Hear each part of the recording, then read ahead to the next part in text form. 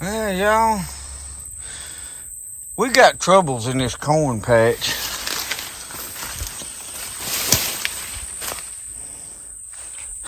Hey, y'all. Welcome back to Spirit of the Outdoors. We got troubles in our corn. Y'all see me the other day, set a little old trap, fixed the bottom in it. I got a feeling that's not going to help us. I have not caught nothing in this trap either. I am out here in this corn looking around. I'll show you some clips of what I'm looking at. I'm going to talk first. You know I like to talk.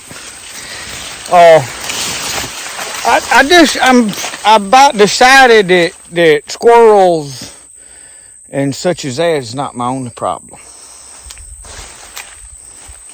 I hadn't never seen squirrels do this.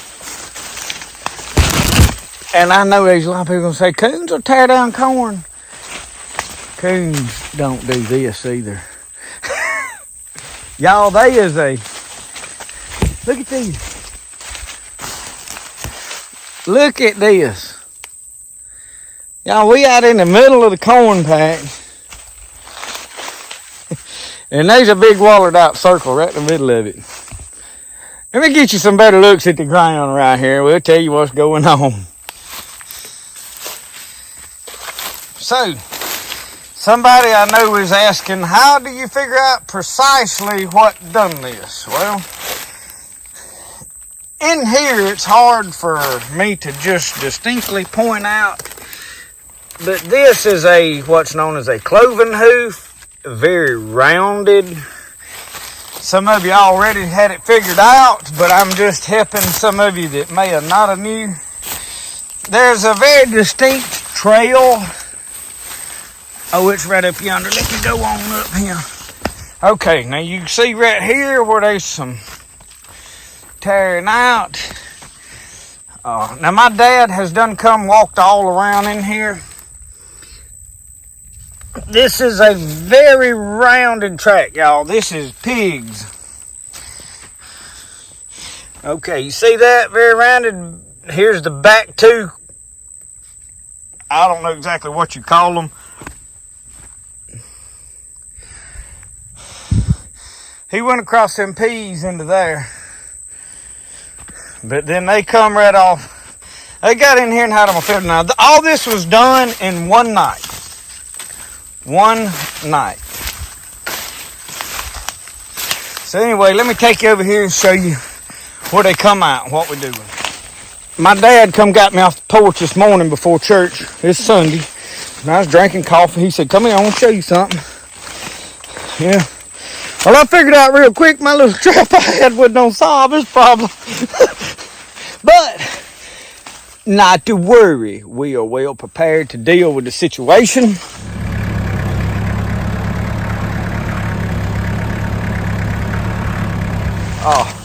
And y'all, this is one of the reasons I plant such a big cornfield. I don't even eat this much corn, okay?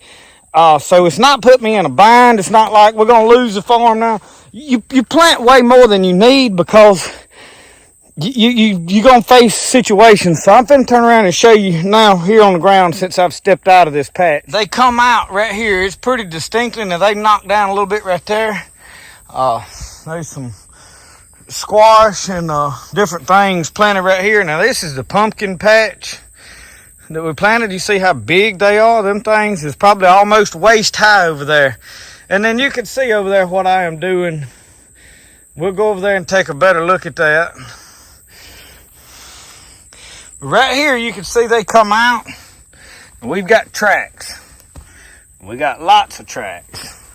Some of these tracks are not as trampled. You can see pretty distinct track. So they come right on over through here. And my dad has sprayed the weeds right over here some. But you can see a very defined trail where they went in and out this way. So behind my buggy back in there is a pretty thick thicket.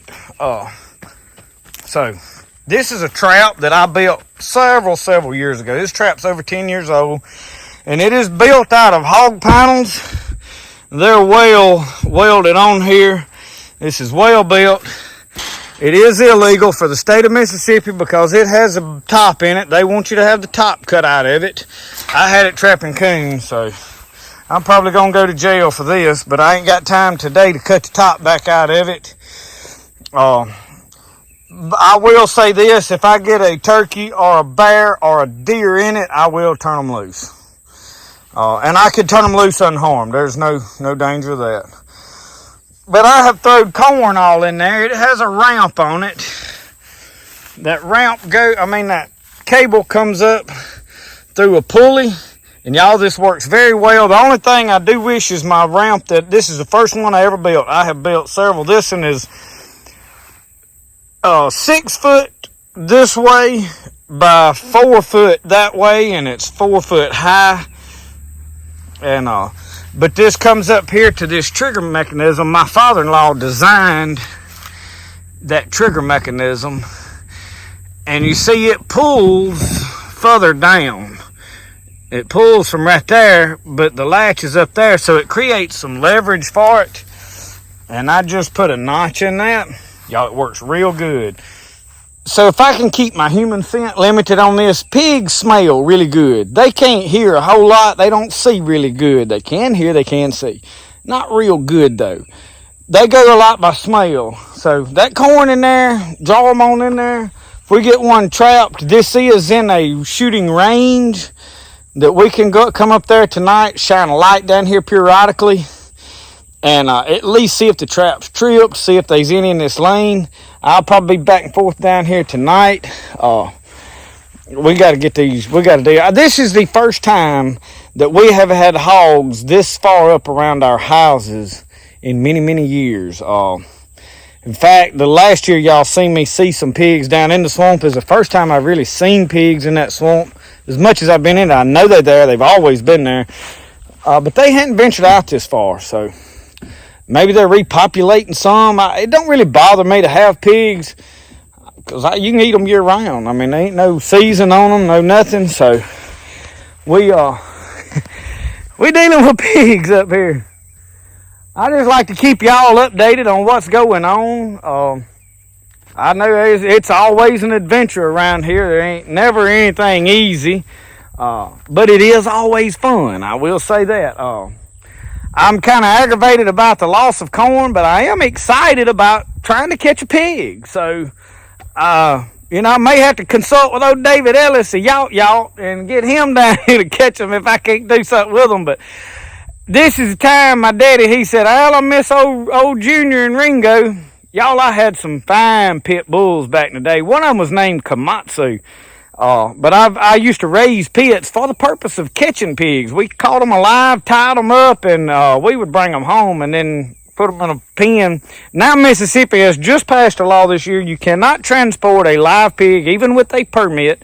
It's always been illegal just to transport them, but you could get a permit so you could transport a wild pig. Mississippi has just passed a law within recent months, like this past month actually, that you cannot transport a wild pig even with a permit. So that's over with. So now you have to kill them on the spot before you take them anywhere, which is a problem during the summer because most people were catching them somewhere, taking them home alive, and feeding them some grain or whatever, trying to fatten them up and such as this kind of stuff. The problem that it posed is some of them were not really taking good care of them and letting them get out.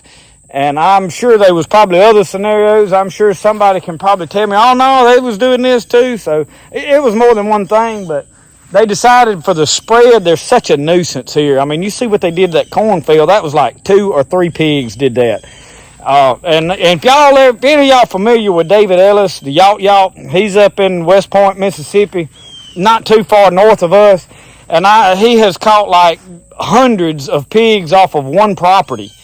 So they are a huge nuisance in a lot of places. They destroy farmland. They destroy a lot of crops. They destroy a lot of hay ground. So they are a big problem. I don't mind having them in that swamp down there because they are a good food source. Wild pig on a smoker is delicious. A lot of people say, "Oh, it ain't no good to eat. You can't." But that's crazy too. That's about like the Grinnell thing. They good. I've eat a bunch of them. I hadn't hunted pigs though in recent years. We used to trap them, tie them up with the dogs, and I just kind of got out of that. My cousin Ivan Alford that had some really good bay dogs. He sold the bay dogs. We just kind of all quit hunting. But that was exciting. But this is the easy way to do it.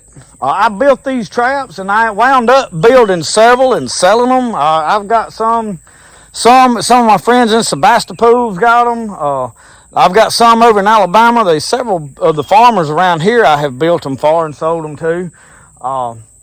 But this is like the first prototype, and that's why I perfected that ramp as I was building them. We built it straight on across and used the same trigger. The trigger works perfect. A lot of people, they want the wire to come down under 2 sticks where the pig will root through it, and that eliminates coons and things from tripping it. But the reason I have a top in it is if those coons are getting in my corn, I want to catch them too. Okay, so that's why I welded the top back in there. So Brad, don't get mad at me for welding the top back in there. I know you told me to cut it out. You have to forgive me. I welded it back in there because I wanted the coons. And if a coon gets in there tonight, he stays in there. He's mine.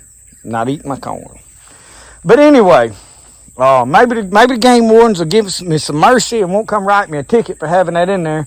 If it's a huge major problem and they scold me again, I'll cut it back out. But anyway, that's what's going on down here in the homestead. We'll see y'all next time. Remember, the best way to do things, the way you like to do it, till the game warden says otherwise. We'll see y'all.